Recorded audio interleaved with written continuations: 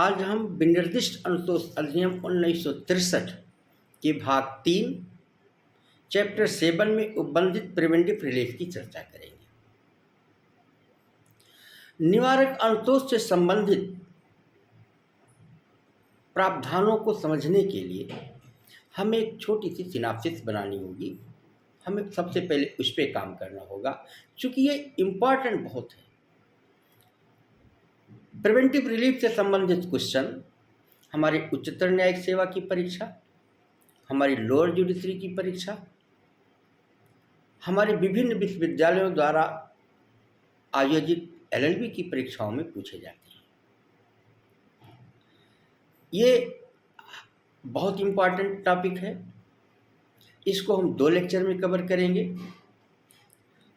एक temporary injection और preventive relief को कवर करते हुए होगा, और दूसरा परपेचुअल इंजेक्शन, शाश्वत व्यादेश, और मैंडेटरी और प्रोहिबिटरी इंजेक्शन के साथ साथ उनके बीच के डिफरेंसेस क्या हैं उसको संदर्भित होगा। तो प्रिवेंटिव रिलीफ को समझने के लिए पहले हमें एक छोटी सी सिनॉप्सिस बना लें, जिस पे हमें काम करना है। सबसे पहले है प्रोविजन। हमें 7 पॉइंट पे काम करना होगा। सबसे पहले है provision. Number 1 provision. Number 2 preventive relief. इसमें 2 बातें हम देखेंगे, इसका अभिप्राय क्या है और इसकी परिभाषा क्या है। तो पहले प्रोविजन, फिर निवारक अनुतोष।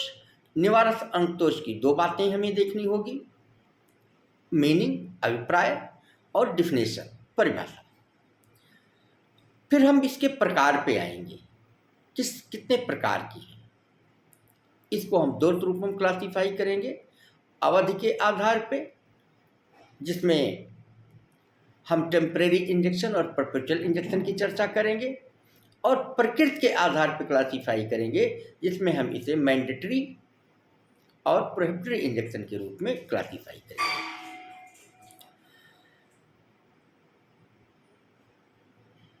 फिर टेम्परेरी इंजेक्शन की चर्चा होगी। टेम्परेरी इंजेक्शन में भी हमें इसके मीनिंग को देखना होगा, ये कब जारी किया जाएगा, कब जारी नहीं किया जाएगा, और इससे संबंधित केस लॉ क्या है। इसी प्रकार से परपेचुअल इंजेक्शन, मैंडेटरी इंजेक्शन और प्रोहिबिटरी इंजेक्शन के बारे में भी इसी सिनॉप्सिस के आधार पर हम चर्चा करेंगे। लास्ट में टेम्परेरी और परपेचुअल इंजेक्शन के क्या डिफरेंसेस हैं, हमें इसकी चर्चा करनी होगी। तो सबसे पहले हम ये समझें कि प्रिवेंटिव रिलीफ क्या है, निवारक अनुतोष क्या है। वास्तव में मनुष्य एक सामाजिक प्राणी है और साथ ही साथ एक वैध व्यक्ति भी है, और इस नाते वह वैध व्यक्ति होने के कारण कुछ अधिकार एवं कर्तव्यों को धारण करता है। दूसरे शब्दों में आप कह सकते हैं कि प्रत्येक वैध व्यक्ति अधिकार एवं कर्तव्यों का एक पुंज है। यदि कोई व्यक्ति ऐसा कोई कार्य करता है जो उसे नहीं करना है, एवं जिसके करने से अन्य व्यक्ति के अधिकारों या हितों का अतिलंघन होता हो, तो विधि उसे ऐसा नहीं करने देगी। न्यायालय जिस माध्यम से ऐसी रोक लगाता है, वही विधिक शब्दों में प्रिवेंटिव रिलीफ के नाम से जाना जाता है, निवारक अनुतोष के रूप में जाना जाता है। सरल शब्दों में आप कह सकते हैं, हर व्यक्ति अधिकार कर्तव्य धारण किया हुआ है, और हर व्यक्ति दूसरे के अधिकार कर्तव्यों में इंटरफेयर करने के लिए अधिकृत नहीं है। यदि वो एक दूसरे के अधिकार क्षेत्रों में इंटरफेयर करने लगता है तो उसे रोका जाना चाहिए, और न्यायालय जिस माध्यम से ऐसी रोक लगाता है वही प्रिवेंटिव रिलीफ है, जिसका प्रोविजन विशिष्ट अनुतोष अधिनियम 1963 के भाग 3 चैप्टर 7 सेक्शन 36 से 42 के बीच में उपबंधित है। निवारक अनुतोष की परिभाषा अगर आप देखें, तो जो व्यादेश हमारा है इसको स्पष्टतः परिभाषित नहीं किया गया है, किंतु हाल्सबरी साहब ने बर्नी के शब्दकोश में और कुछ सुप्रीम कोर्ट के डिसीजन में अलग अलग तरीके से परिभाषित किया गया है। अगर आप हाल्सबरी को देखें तो हाल्सबरी महोदय ने कहा कि व्यादेश एक ऐसी न्यायिक कार्यवाही है, व्यादेश एक ऐसी न्यायिक कार्यवाही है जिसके द्वारा किसी पक्षकार को कोई विशेष कार्य करने या न करने का आदेश दिया जाता है। अगर आप बर्नी के शब्दकोश को दृष्टिपात करें, इसके अनुसार व्यादेश एक ऐसा आदेश है जिसके द्वारा व्यक्ति को किसी अन्य व्यक्ति के अधिकारों में हस्तक्षेप करने या न करने की धमकी देने से रोका या करने की धमकी देने से रोका जाता है। राजस्थान राज्य बनाम आरडी सिंह AIR 1972 के मामले में सुप्रीम कोर्ट ने कहा कि व्यादेश एक ऐसी प्रक्रिया है जिसके माध्यम से किसी व्यक्ति को कोई कार्य करने या न करने का आदेश न्यायालय द्वारा दिया जाता है। अगर आप इन तीनों परिभाषाओं को देखें, चाहे हाल्सबरी साहब की परिभाषा हो, बर्नी साहब के शब्दकोश की परिभाषा हो, या राजस्थान राज्य के मामले में सुप्रीम कोर्ट का दृष्टिकोण रहा, इसका निष्कर्ष ये निकला कि न्यायालय, इस प्रकार आप कह सकते हैं कि व्यादेश न्यायालय की वह प्रक्रिया है जिसके द्वारा न्यायालय किसी व्यक्ति या संस्था को कोई कार्य करने या न करने का आदेश देता है, और ऐसा आदेश वो व्यादेश कहलाता है। व्यादेश के जो प्रकार हैं, जैसे अभी मैंने चर्चा भी किया था, इसको आप अवधि के आधार पे, प्रकृति के आधार पे क्लासिफाई कर सकते हैं। अवधि के आधार पे टेम्परेरी और परपेचुअल इंजेक्शन के में कर सकते हैं, और प्रकृति के आधार पे मैंडेटरी और प्रोहिबिटरी के रूप में आप इसे क्लासिफाई कर सकते हैं। अब अस्थायी व्यादेश, अस्थायी व्यादेश को समझने के लिए हमें 5 बातें जाननी होगी। इसका प्रोविज़न कहाँ पे है, ये कब जारी किया जाएगा, जारी किए जाने का आधार क्या है, और व्यादेश का जारी किया जाना कब नामंजूर कर दिया जाएगा, और इससे संबंधित केस क्या है। अगर हम प्रोविज़न की बात करें तो अस्थायी व्यादेश से संबंधित प्रोविज़न 2 जगहों पे उपबंधित है। एक, विनिर्दिष्ट अनुतोष अधिनियम की धारा 37 सब क्लास 1 में उपबंधित है, और दूसरा व्यवहार प्रक्रिया संहिता की धारा 94 सब क्लास 6 और आदेश 39 में उपबंधित है। अगर आप 37 सब क्लास 1 को देखें SRA के अंतर्गत, तो उसमें 4 बातें निकल के आती हैं। क्या कि टेम्पररी इंजेक्शन यानी अस्थायी व्यादेश जारी किया जाना ये पूरी तरीके से न्यायालय का विवेकाधिकार है, और यह बाद के किसी भी स्टेज पर यानी किसी भी प्रक्रम पर जारी किया जा सकता है। पहली बात क्या निकल के आई कि ऐसा आदेश जारी किया जाना न्यायालय का विवेकाधिकार है। दूसरी बात क्या निकल के आई, यह बाद के किसी भी स्टेज पर जारी किया जा सकता है। तीसरी बात क्या कि यह किसी विनिर्दिष्ट समय या किसी अन्य अतिरिक्त आदेश तक जारी किया जा सकता है, और ऐसा आदेश व्यवहार प्रक्रिया संहिता द्वारा विनियमित होंगे। कंक्लूड अगर आप करें तो ये न्यायालय का विवेकाधिकार है। एक, ये वाद के किसी भी स्टेज पर जारी किया जा सकता है, किसी विनिर्दिष्ट समय या अतिरिक्त आदेश तक के लिए जारी किया जा सकता है, और ये CPC के नियमों से विनियमित होगा। 37 सब क्लास 1 का अवलोकन करें तो ये बात निकल जाती है। फिर जारी किए जाने का आधार क्या है, अगर आप इस पे जाएं तो यहाँ भी हमें 5 बातें देखने को मिल जाती हैं। यानी किन परिस्थितियों में टेम्परेरी इंजेक्शन वो जारी किया जाएगा।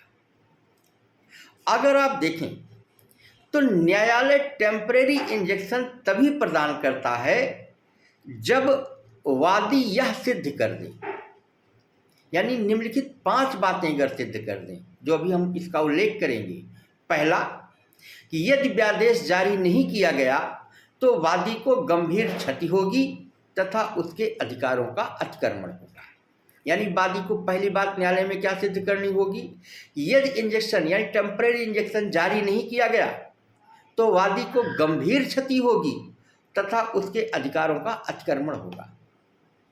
दूसरी बात, बाद में ऐसा कोई सारवान प्रश्न अंतर्ग्रस्त है, माने सब्सटेंटिव क्वेश्चन ऑफ लॉ उसमें निहित है, जिसके लिए वाद के अंतिम निर्णय तक यथा स्थिति बनाए रखा जाना आवश्यक है।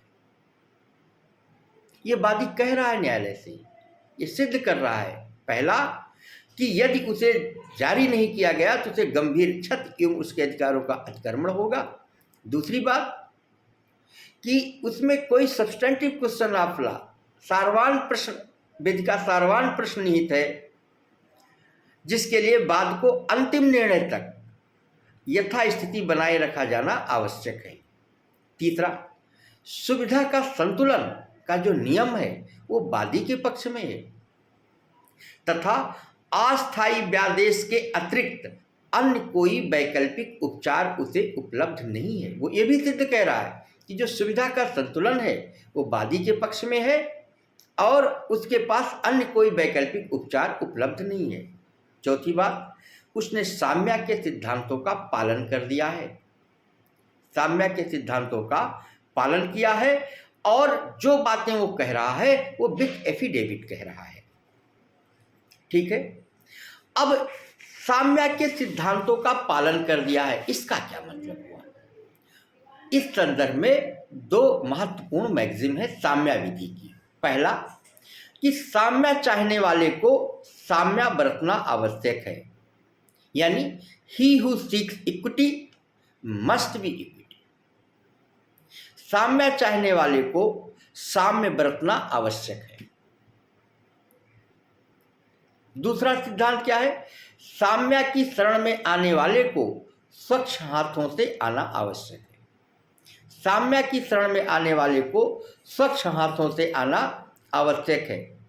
He who comes in the equity must come with clean hands. ये दोनों मैगजीम टेम्परेरी इंजेक्शन का आधार है।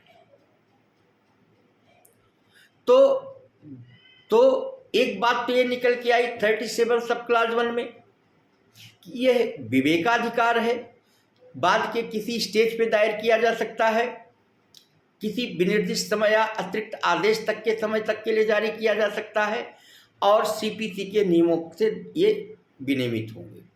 दूसरी बात निकल के आई कि इसका आधार क्या है जारी किए जाने का? न्यायालय के सम्मुख वादी को ये प्रूव करना होगा क्या कि यदि व्यादेश जारी नहीं किया गया तो उसे गंभीर क्षति होगी और उसके अधिकारों का अतिक्रमण होगा। दूसरा, बाद में ऐसा कोई सारवान प्रश्न अंतर्ग्रस्त है जिसके लिए बाद के अंतिम निर्णय तक यथा स्थिति बनाए रखा जाना आवश्यक है। तीसरा, सुविधा का संतुलन वादी के पक्ष में है तथा अस्थायी व्यादेश के अतिरिक्त अन्य कोई वैकल्पिक उपचार नहीं है। चौथा, उसने साम्या के दोनों सिद्धांतों का जो भी जिसका मैंने उल्लेख किया उसका पालन कर दिया है और उपयुक्त बातों को उसने शपथ पत्रों के माध्यम से दे दिया है। अब ये तो वादी ने न्यायालय को बता दिया, 37 ने परिस्थितियां बता दी। अब न्यायालय की अगर राय बन गई तो इतनी ही बातों पे वो टेम्परेरी इंजेक्शन को क्या कर देगा? आदेश कर देगा। अब एक दूसरी स्थिति बनी कि अस्थायी व्यादेश देने से न्यायालय कब इनकार करेगा? ये कब इनकार करेगा? ये सेक्शन 41 में है। अगर आप 41 का इंटरप्रिटेशन करें, उसका अवलोकन करें, तो इसमें कुछ बातें निकल के आती हैं जिसका हम उल्लेख कर रहे हैं। पहला, ऐसी किसी संविदा भंग को रोकने के लिए है, यानी वादी का जो सूट है, अगर वो किसी ऐसी संविदा के भंग को रोकने के लिए है जिसका विशिष्ट अनुपालन नहीं कराया जा सकता है। दूसरा, ऐसे किसी बाधा के भंग को रोकने के लिए है जिसके बारे में स्पष्ट नहीं है कि वो कोई कार्य बाधा है कि नहीं। तीसरा, ऐसे किसी निरंतर या चालू रहने वाले भंग को रोकने के लिए है जिसके बारे में वादी की मौन अनुमति रही है।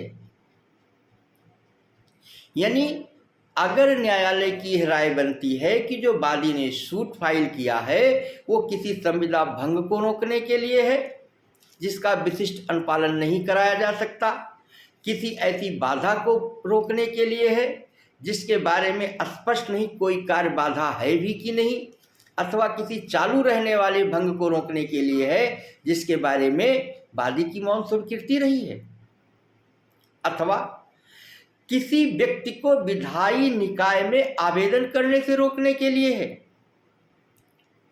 अथवा लंबित किसी न्यायिक कार्यवाही को रोकने के लिए जब तक कि ऐसा रोकना कार्यवाही की बहुलता को रोकने के लिए आवश्यक न हो, अथवा आपराधिक कार्यवाही सुनिश्चित करने या अभियोजित करने से रोकने के लिए हो, अथवा ऐसे न्यायालय में कार्यवाही सुनिश्चित करने या अभियोजित करने से रोकने के लिए है जो न्यायालय उसके अधीनस्थ नहीं है। तीन बातें और हैं। अथवा जब आवेदनकर्ता न्यास भंग को छोड़कर अन्य स्थिति में अनुतोष प्राप्त नहीं कर सकता, अथवा ऐसा आचरण है कि न्यायालय से सहायता नहीं प्राप्त कर सकता। किसका? आवेदनकर्ता का, एप्लीकेंट का। अथवा कोई व्यक्तिगत हित निहित नहीं है, अथवा यदि व्यादेश की मांग में अनुचित विलंब करता है, तो इन परिस्थितियों में न्यायालय टेम्पररी इंजेक्शन इशू करने से मना कर सकता है।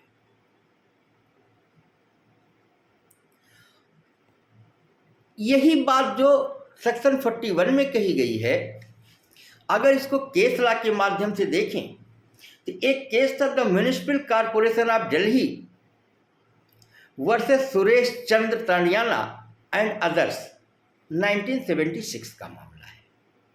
इसमें सुप्रीम कोर्ट ने कहा कि जहां व्यादेश के विकल्प में उसके समान ही कोई अन्य अनुतोष उपलब्ध हो, व्यादेश जारी नहीं किया जाएगा। यानी अल्टरनेटिव रेमेडी की बात कर दी, यदि अल्टरनेटिव रेमेडी उपलब्ध है तो इंजेक्शन इशू नहीं होगा। दूसरा महत्वपूर्ण केस है Kali Prasad Das and others, Kali Prasad Das and others versus Gangadhar Sahu 1978। Kali Prasad Das and others versus Gangadhar Sahu 1978 के मामले में न्यायालय ने कहा कि किसी दांडिक मामले में कार्यवाही करने हेतु अभियोजन चलाने से प्रतिवादित करने वाला जो व्यादेश है वो जारी नहीं किया जाएगा। इसी प्रकार से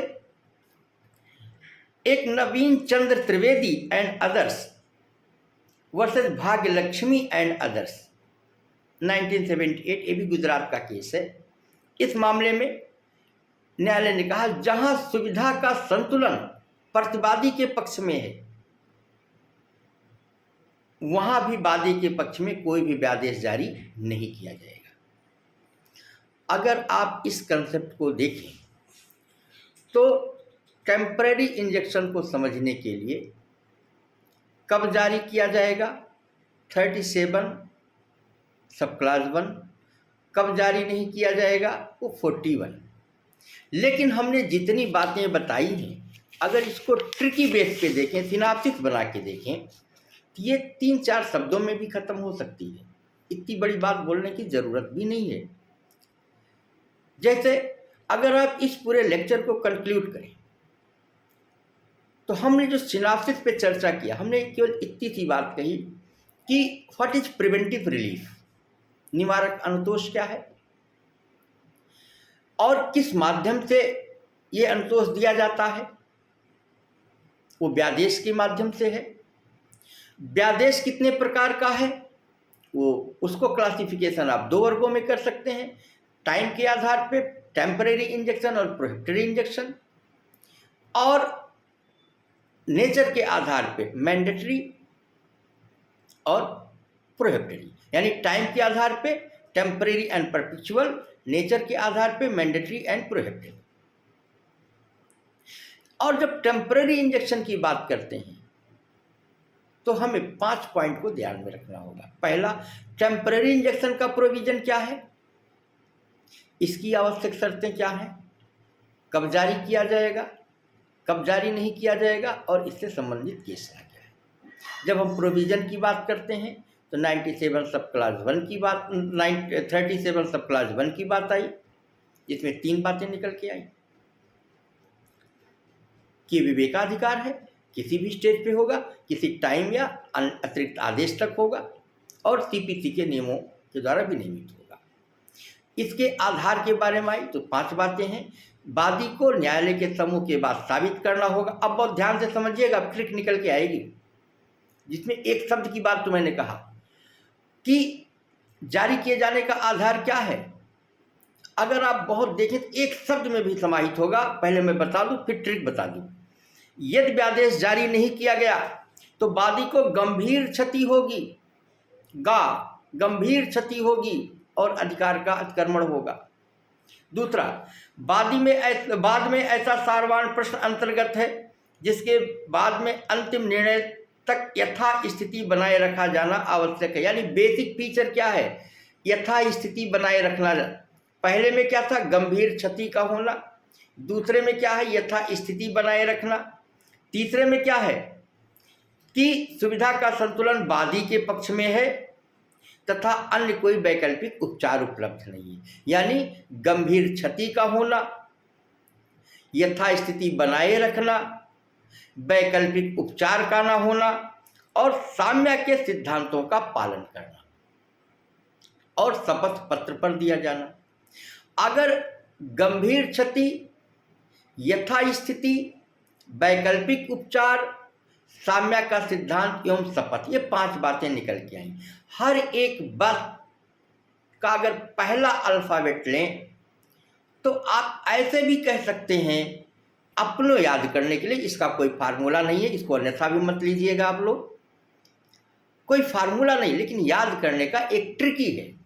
जैसे हमें पता है, अगर हमसे कोई पूछे और बहुत सालों के बाद पूछे तो हमें इतना याद करने की जरूरत नहीं है। हम तो एक लाइन कह देंगे कि what is the basic ground of इस कंसेप्ट में, गई बस। क्या, बस गई या गई बस। गा माने गंभीर क्षति का होना, या माने यथास्थिति बनाए रखना, बा का मतलब वैकल्पिक उपचार का होना, सा का मतलब साम्य के सिद्धांतों का पालन करना, और शपथ पत्र पर दिया जाना। हमें तो 5 बात पता। यानी कोड क्या हमारा बन गया, गई बस। इसी प्रकार से किन आधारों पे जारी नहीं, यानी कि ये जो आधार निकल के आया, जिसकी बात हम इतनी देर से चर्चा कर, ये तो एक शब्द में समाहित हो गया। इसी प्रकार से जब दूसरी बात करते हैं कि कब जारी नहीं किया जाएगा, आप बहुत नोटिस में रखिए। आपने जितने पॉइंट बनाए होंगे उसको हमने 3 भागों में बांट रखा है। एक भंग को केंद्रित है जिसमें 3 पॉइंट है। दूसरा प्रिवेंटिव को केंद्रित है, रोकने से संबंधित है, जिसमें 4 पॉइंट है। और तीसरा एप्लीकेंट को संबोधित है, जिसमें 4 पॉइंट है। अब अगर इस दृष्टिकोण से देखें तो क्या बना, क्या भंग करने के लिए, यानी कब न्यायालय व्यादेश जारी नहीं करेगा, कब नहीं जारी करेगा। अगर आप देखें तो क्या निकल के आया कि ऐसी किसी संविदा के भंग को रोकने के लिए हो। देखिए, भंग शब्द आ रहा है। ऐसी किसी संविदा के भंग को रोकने के लिए हो जिसका विशिष्ट अनुपालन नहीं कराया जा सकता। दूसरा, ऐसे किसी बाधा के भंग को रोकने के लिए हो। जिसके बारे में पता चला कि वास्तव में बाधा ही नहीं है। ऐसे किसी निरंतरता या चालू रहने वाले भंग को रोकने के लिए है, जिसके बारे में पता चला कि बाधी ने मौन से विकृति दे रखी है। यानी ये तीन के तीनों जो ग्राउंड हैं वो किसको कवर कर रहे हैं? भंग को कवर कर रहे हैं। आगे देखिए, अब यहाँ पे रोकने से को केंद्रित है। रोकना शब्द देखिएगा, क्या? किसी व्यक्ति को विधायी निकाय में आवेदन करने से रोकने के लिए, एक लंबित किसी न्यायिक कार्यवाही को रोकने के लिए, जब तक कि ऐसा रोकना बाद की बहुलता को रोकने के समतुल्य ना हो। देखिए, सब में रोकने की बात आ रही है। अथवा आपराधिक कार्यवाही सुनिश्चित करने या अभियोजित करने से रोकने के लिए हो, अथवा ऐसे न्यायालय में कार्यवाही सुनिश्चित करने से रोकने के लिए हो जो न्यायालय उसके अधीनस्थ ही ना हो। ये चार की चारों बातें रोकने से संबंधित है। और अंत में एप्लीकेंट के बारे में है, जो ये कहा जाता है कि जब आवेदनकर्ता स्वयं में न्यास भंग को छोड़कर अन्य अनुतोष पाने का हकदार ना हो, ऐसा आचरण है कि न्यायालय से सहायता को प्राप्त नहीं कर सकता है, अन्य कोई उसका व्यक्तिगत हित नहीं है, या यदि व्यादेश की मांग में वो अनुचित विलंब करता है। ये एप्लीकेंट के बारे में कही गई बात, तो व्यादेश जारी नहीं होगा। अब आप देखिए, उधर तो आपने गई बस की बात की, इधर आप इस 12 पॉइंट को अगर आप देखें तो 3 अल्फाबेट में कवर कर सकते हैं। जैसे एप्लीकेंट के बारे में ए, ब्रीच के बारे में बी हो गया, भंग हो गया, और रोकने के बारे में प्रिवेंशन, एबीपी। एक कॉमन शब्द है एबीपी। तो गई बस एबीपी को लेने।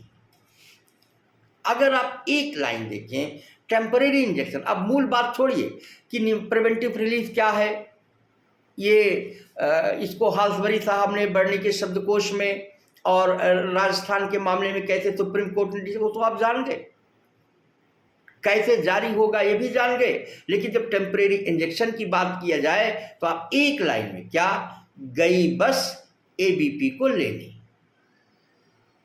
गई बस ग्राउंड हो गया, एबीपी को लेने इनकार करने का आधार हो गया।